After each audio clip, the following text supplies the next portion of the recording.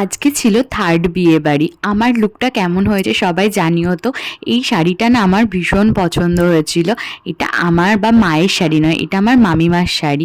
আমরা তো বিয়ে বাড়ি পৌঁছে গেছি। বিয়ে বাড়ি পৌঁছে সুন্দর দেখি এখানটায় ফুলের একটা ডেকোরেশন করেছে।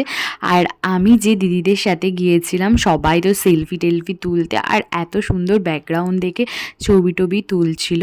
আর যার বিয়ে সেই এখনো সেজে আসতে পারেনি। বিয়ে বাড়িতে এই ফুলের ডেকোরেশনটা যতবারই দেখছি আমার খুব ভালো লাগছিল। আমিও কিছু সুন্দর সুন্দর ছবি তুলে নিলাম, তারপরে একটু কফি খাচ্ছিলাম কারণ অনেকক্ষণ গিয়েছি কিছুই খাওয়া হয়নি। তারপরে এই যে আমাদের নিউ ব্রাইড চলে এসেছে, দিদির সাথেও আমরা সবাই একটু ছবি টবি তুললাম। কি সুন্দর দেখতে লাগছে না দিদিকে, আর দিদি সত্যি খুব মিষ্টি, আর খুব মিষ্টি দেখতেও লাগছিল। তারপরে নিয়েছিলাম সবাই মিলে পকোড়া। এরপরে পকোড়া খেতে খেতে আমরা সবাই মিলে গল্প করছিলাম। তারপরে চলে গেলাম খাবার দিকে, কারণ আমাদের অনেকটা যেতে হবে। খাবারের মেনুগুলোও ছিল খুব সুন্দর সুন্দর আইটেম, আর খাবারটাও খুব সুন্দর হয়েছিল।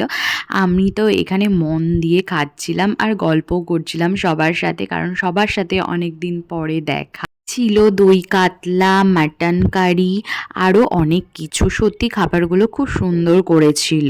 এরপরে খাওয়া দাওয়া শেষ করে চলে এলাম বাড়িতে, কারণ অনেকটা দূর আসতে হবে, আর এই দিন সেই ঠান্ডাও পড়েছিল।